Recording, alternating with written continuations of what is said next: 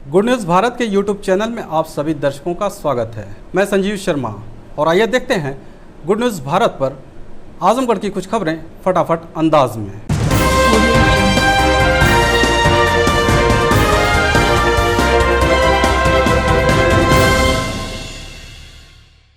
आजमगढ़ में जिला पंचायत क्षेत्र इब्राहिमपुर से महाप्रधान पद के प्रत्याशी अली अहमद की तरफ से आप सभी को होली रमजान की हार्दिक शुभकामनाएं।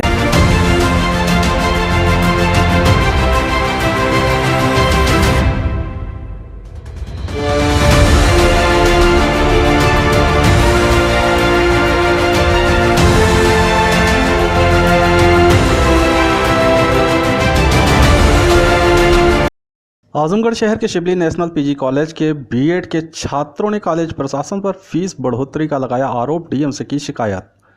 जिलाधिकारी कार्यालय पहुंचे शिबली नेशनल पीजी कॉलेज के छात्रों ने बताया कि वे वर्ष 2020 में लखनऊ विश्वविद्यालय द्वारा आयोजित बीएड संयुक्त प्रवेश परीक्षा पास कर पूर्वांचल विश्वविद्यालय द्वारा संचालित महाविद्यालय शिबली नेशनल पीजी कॉलेज में दाखिला लिए हैं। पूर्वांचल विश्वविद्यालय ने काउंसलिंग के दौरान ही सभी चयनित छात्रों से ऑनलाइन सत्र 2020-22 के लिए प्रथम वर्ष हेतु 5,000 रुपये ऑनलाइन जमा करा लिया था। उसके बावजूद सत्र के बीच में शिबली नेशनल पीजी कॉलेज प्रशासन द्वारा 1,800 रुपये अतिरिक्त शुल्क की मांग की जा रही है, जो सरासर गलत है। छात्रों ने जिलाधिकारी को ज्ञापन सौंप मांग किया है कि फीस बढ़ोतरी को रोका जाए ताकि वे मानसिक उत्पीड़न से बच सकें। हम लोग BEd first year first semester के छात्र हैं और हम लोगों की फीस 3,300 रुपये बढ़ाई गई थी कॉलेज प्रशासन के द्वारा, और जो बेवजह है उसको हम लोगों ने इधर उधर से पता किया तो फीस जो है उसका कोई आधार नहीं है। और बाद में प्रिंसिपल ने कहा कि जो है फीस को 3,300 से नीचे करके 1,800 रुपया कर दिया जाएगा, लेकिन हम लोग 1,800 रुपया भी देने को तैयार नहीं है सर, ना ही देंगे क्योंकि ये निराधार है और बेवजह है। क्या चाहते हैं आप लोग? जी, हम लोग चाहते हैं कि हमारी फीस जो है बढ़ोतरी हुई है उसको ख़त्म किया जाए और हमको जो है टार्चर किया जा रहा है मानसिक रूप से, और उसको मतलब। आजमगढ़ डीएम कार्यालय पर आम आदमी पार्टी ने राष्ट्रीय राजधानी क्षेत्र संशोधन अधिनियम 2021 के विरोध में किया विरोध प्रदर्शन, सौंपा ज्ञापन। विरोध प्रदर्शन को संबोधित करते हुए प्रदेश सचिव संध्या राजभर ने कहा कि केंद्र सरकार द्वारा राष्ट्रीय राजधानी क्षेत्र संशोधन अधिनियम 2021 बिल लाकर दिल्ली के प्रचंड बहुमत से चुनी हुई सरकार के सारे अधिकार छीनकर नौकरशाहों के हवाले करना चाहती है, जो लोकतंत्र की हत्या है। आम आदमी पार्टी की बढ़ती लोकप्रियता से बौखलाहट में केंद्र सरकार षड्यंत्र कर चोर दरवाजे से संविधान पीठ के फैसले को पलटने की साजिश कर रही है, जो किसी भी सूरत में जनता होने नहीं देगी और जिसके लिए संसद से लेकर सड़क तक संघर्ष किया जाएगा। केंद्र सरकार लोकतंत्र में राजतंत्र लाने का रास्ता बनाने की फिराक में है, जो किसी भी सूरत में होने नहीं दिया जाएगा। उन्होंने कहा कि केंद्र सरकार जनता के हित में काम करने वाली सरकार को बर्दाश्त नहीं कर पा रही है और उसे षड्यंत्र करते हुए अधिकारहीन कर देना चाहती है। इस बिल को रोकने के लिए राष्ट्रपति के नाम संबोधित ज्ञापन डीएम को सौंपा गया। अभी आपने देखा है 2 दिन पहले जो अभी एक कानून बन के आया है, संसद में अभी पास किया है कि लोकतंत्र की हत्या जिस तरीके से की जा रही है, वैसे देखा जाए तो अमित शाह और नरेंद्र मोदी जी अपनी सारी हरकतें पार करते जा रहे हैं। ये जिस पद पे बैठे हैं वो शोभा नहीं देता है, लेकिन अभी अरविंद केजरीवाल जी की नीतियों से, उनके काम से इतना ज़्यादा डर गए हैं कि पिछले विधानसभा चुनाव में और अभी एमसीडी का जो चुनाव हुआ है उसको देखते हुए जिस तरीके से दिल्ली की सरकार ने, दिल्ली की जनता ने इनको नकारा है, इनको पूरी तरीके से वहाँ जीरो कर दिया है, उसको देखते हुए इतना डर गए हैं कि ऐसा कानून लेके आए हैं कि पूरी तरीके से लोकतंत्र की हत्या हो रही है। ये कह रहे हैं कि एलजी के पास सारा कामकाज जाएगा। जो आदरणीय अरविंद केजरीवाल जी के क्षेत्र में अभी बहुत से ऐसे काम थे जो वो कर रहे थे, अगर उपराज्यपाल को ही सारा कामकाज सौंपना था तो चुनाव करवाते ही क्यों है? सारा कामकाज उन्हीं को दे दिया जाए। इसका मतलब दिल्ली वासियों को, दिल्ली वालों को एकदम मूर्ख समझते हैं। जो चुनी हुई सरकार है उसको कोई काम ना देकर सारा काम उसका छीन करके उसे कमजोर कर देना चाहते हैं। आजमगढ़ एसडीएम सदर के खिलाफ अधिवक्ताओं के चल रहे आंदोलन को सेंट्रल बार ने दिया समर्थन, कलेक्टर पर जुलूस निकाल किया प्रदर्शन। बता दें कि जिलाधिकारी सदर के आचरण और न्यायिक प्रक्रियाओं का विधि अनुसार पालन न करने के विरोध में अधिवक्ताओं ने डिस्ट्रिक्ट बार एसोसिएशन बिल्डिंग से जुलूस निकाला, जो कलेक्ट्रेट कचहरी व पुलिस अधीक्षक कार्यालय से होते हुए तहसील सदर से पुनः धरना स्थल पर आकर समाप्त हुआ। डिस्ट्रिक्ट बार एसोसिएशन के आंदोलन का सेंट्रल बार एसोसिएशन ने खुलकर समर्थन किया। इस दौरान सेंट्रल बार एसोसिएशन के अध्यक्ष त्रिभुवन तिवारी एडवोकेट ने बताया कि उपजिलाधिकारी सदर के कार्यशैली से नाराज बार एसोसिएशन के अधिवक्ताओं के आंदोलन को सेंट्रल बार समर्थन करता है। उन्होंने कहा कि जब तक यह आंदोलन चलेगा डिस्ट्रिक्ट बार के प्रस्ताव का खुलकर सेंट्रल बार हमेशा समर्थन करते हुए खड़ा रहेगा। डिस्ट्रिक्ट बार की समस्याओं और उप जिलाधिकारी महोदय के क्रियाकलाप से असंतुष्ट होकर डिस्ट्रिक्ट बार के सम्मानित सदस्यगण आंदोलित हैं और उनके प्रस्ताव के समर्थन में सेंट्रल बार पूर्ण रूपेण समर्थित है और जब तक यह आंदोलन जारी रहेगा सेंट्रल बार हमेशा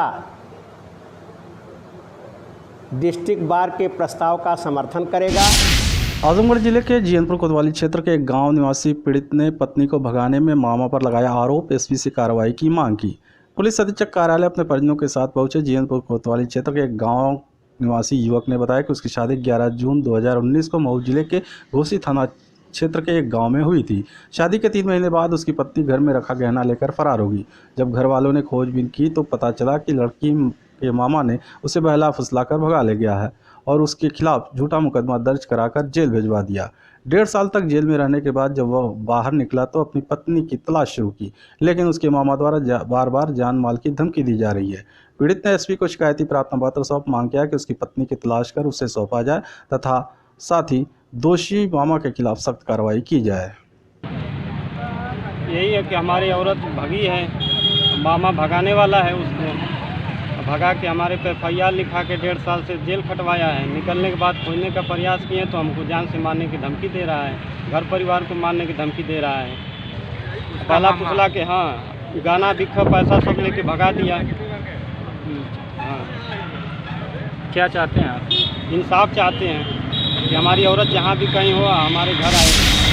आजमगढ़ कलेक्ट्रेट सभागार में एडीएम प्रशासन ने प्रदेश सरकार के 4 वर्ष पूर्ण होने पर आयोजित कार्यक्रम को लेकर की बैठक, दिए दिशा निर्देश। बैठक में अपर जिलाधिकारी प्रशासन नरेश सिंह ने बताया कि 19 मार्च को प्रदेश मुख्यालय पर 11 बजे से मुख्यमंत्री जी की अध्यक्षता में प्रेस वार्ता का आयोजन एवं 4 वर्ष पूर्ण होने के अवसर पर विकास पुस्तिका का विमोचन किया जाएगा। कार्यक्रम के प्रेस वार्ता का पूरे प्रदेश में सजीव प्रसारण होगा। तत्पश्चात आजमगढ़ मुख्यालय पर नेहरू हॉल में विभिन्न कल्याणकारी योजनाओं की प्रदर्शनी का आयोजन, प्रदेश सरकार के 4 वर्ष पूर्ण होने पर विकास पुस्तिका का विमोचन एवं लाभार्थी परक योजनाओं में वृद्धावस्था पेंशन, निराश्रित महिला पेंशन, प्रधानमंत्री Jan Arogya Yojana, read tool kit योजना, गोल्डन कार्ड, दिव्यांगजनों का ट्राईसाइकिल आदि का वितरण कराया जाएगा। इसी के साथ ही 20 मार्च को प्रदेश के सभी विधानसभा क्षेत्रों में विकास पुस्तिका का विमोचन एवं 21 मार्च को मिशन किसान कल्याण कार्यक्रम के अंतर्गत प्रत्येक विकासखंडों के ग्रामीण क्षेत्रों में किसान के हित में व उनकी आय में वृद्धि हेतु चलाई जा रही जन कल्याणकारी योजनाओं के बारे में जानकारी एवं नगरीय क्षेत्रों में मिशन व्यापारिक कल्याण के अंतर्गत नगरपालिका नगर पंचायत क्षेत्रों में व्यापारी एवं लघु उद्योग के उद्यमियों के लिए चलाई जा रही विभिन्न कल्याणकारी योजनाओं का कार्यक्रम, प्रधानमंत्री स्वनिधि योजना के अंतर्गत लाभार्थी रेवड़ी पटरी एवं ठेला व्यापारियों को प्रतिभाग कराया जाएगा। 22 मार्च को मिशन शक्ति अभियान के अंतर्गत महिला सुरक्षा, महिला सशक्तिकरण, महिला डिफेंस, एंटी रोमियो स्क्वाड आदि से संबंधित कार्यक्रम। 23 मार्च को मिशन रोजगार के अंतर्गत जिला पंचायत के प्रत्येक वार्डों में युवाओं के कल्याणार्थ कौशल विकास हेतु उद्यमों को स्थापित करने हेतु उनकी क्षमता वृद्धि हेतु चलाई जा रही विभिन्न योजनाओं से संबंधित कार्यक्रम कराए जाएंगे। 24 मार्च को मिशन श्रमिक कल्याण के अंतर्गत श्रमिकों के कल्याण हेतु उन्हें रोजगार के अवसर उपलब्ध कराए जाने हेतु चलाई जा रही योजनाओं के संबंध में कार्यक्रम आयोजित कराए जाएंगे। इसी के साथ ही समस्त विकास खंडों में गोवंश आश्रय स्थलों पर भी कार्यक्रम आयोजित कराए जाएंगे। खबरों में हो चला है एक छोटा सा ब्रेक। आप देखते रहिए good news Bharat.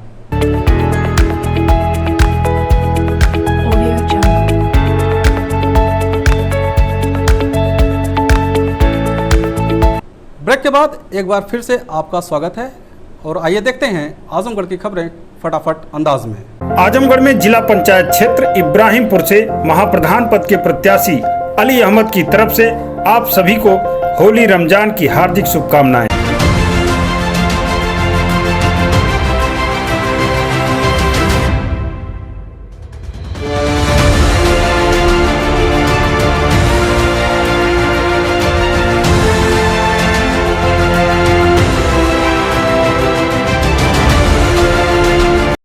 Azamgarh DM Rajesh Kumar ने पंचायत चुनाव हेतु प्रभारी अधिकारियों के कार्यक्षेत्र में किया बदलाव, दिए आवश्यक दिशा निर्देश।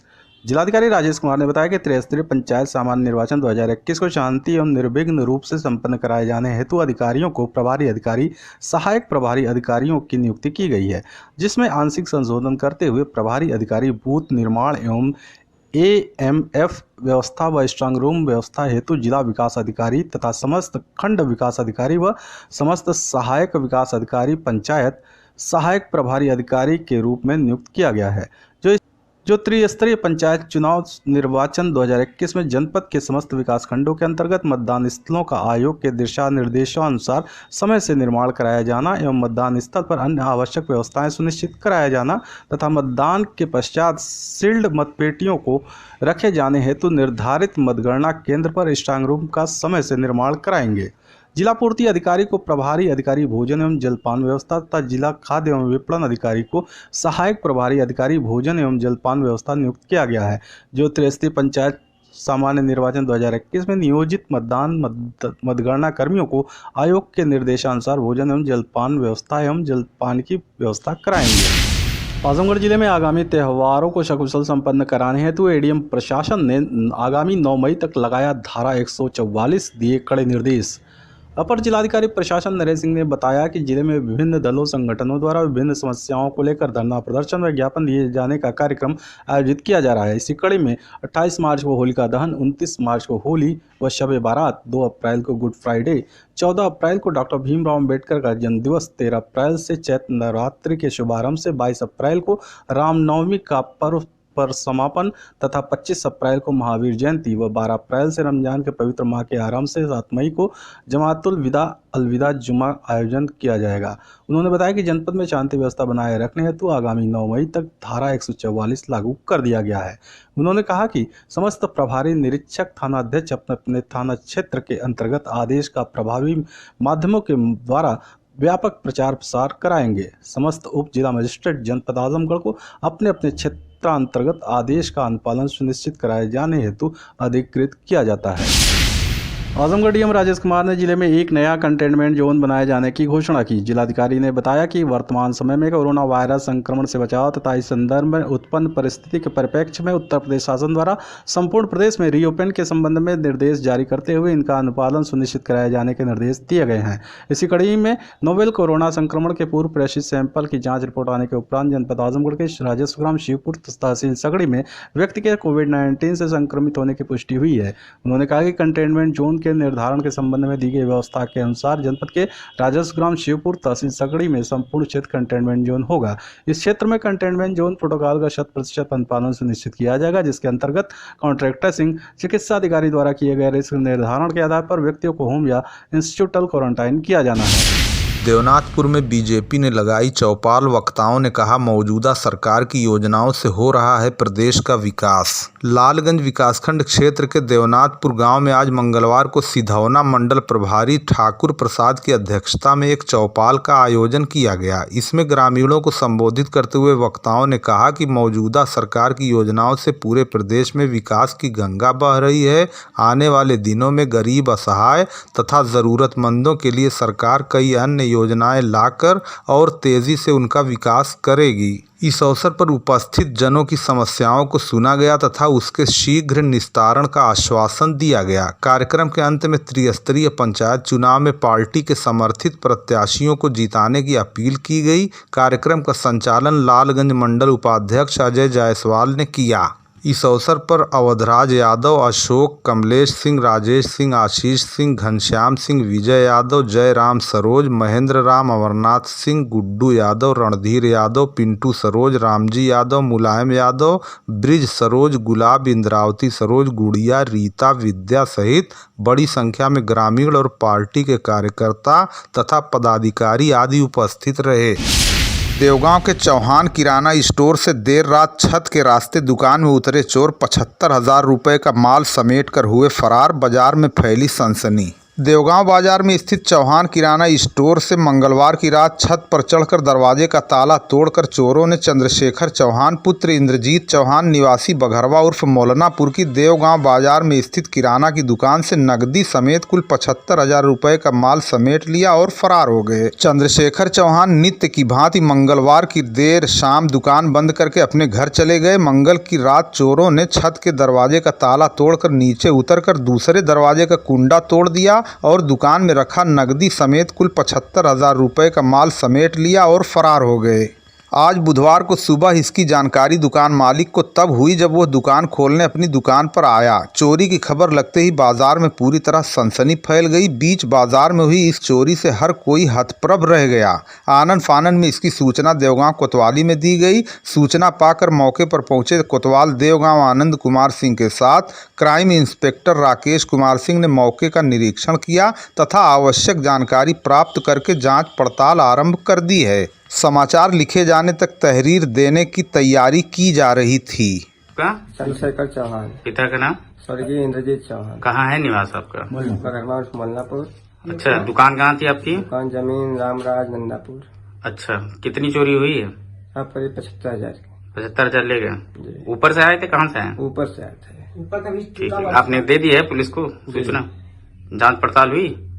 सब मराहती वालीपुर अगेहता बरसेरवा चिरकीट माधोपुर धरांग और श्रीकांतपुर गांव में बीजेपी मंडल लालगंज का ग्राम चौपाल कार्यक्रम हुआ आयोजित। लालगंज विकासखंड के ग्राम पंचायत मराहती वालीपुर अगेहता बरसेरवा चिरकीट माधोपुर धरांग श्रीकांतपुर आदि गांवों में भारतीय जनता पार्टी मंडल लालगंज का ग्राम चौपाल कार्यक्रम आयोजित किया गया। इस ग्राम चौपाल में मंडल अध्यक्ष रजनीकांत त्रिपाठी ने केंद्र सरकार तथा प्रदेश सरकार द्वारा संचालित जन कल्याणकारी योजनाएं जैसे प्रधानमंत्री आवास, उज्ज्वला योजना, सौभाग्य योजना, किसान सम्मान निधि, कन्या समृद्धि योजना, किसान दुर्घटना बीमा, आयुष्मान कार्ड, वृद्धा और विधवा दिव्यांग पेंशन आदि के बारे में चर्चा की एवं जन समस्याओं को सुना। इस अवसर पर जिला पंचायत वार्ड संयोजक अवनीश राय, बंटी आनंद राय, राजीव रतन राय, मंडल महामंत्री आदर्श राय, वीरेंद्र राय, विशाल राय, संजय राय, अवधेश राय, सुनील राय, अनिल सिंह, IT संयोजक दीपक तिवारी,